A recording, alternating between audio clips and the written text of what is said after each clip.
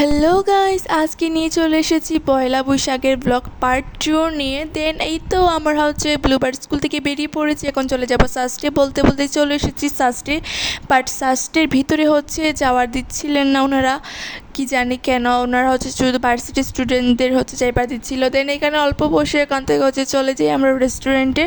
দেন ওইখান থেকে আমরা চা, কোল্ড কফি, পেপসি অর্ডার দিয়ে দিই, আর এরকমভাবে ভিডিও করে নিচ্ছিল। এটা আসলে আমি বুঝতেই পারি নাই।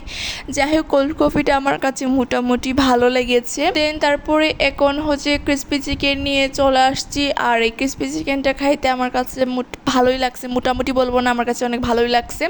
দেন খাওয়া দাওয়া শেষ করে এখান থেকে বেরিয়ে চলে যাই বনফুলে।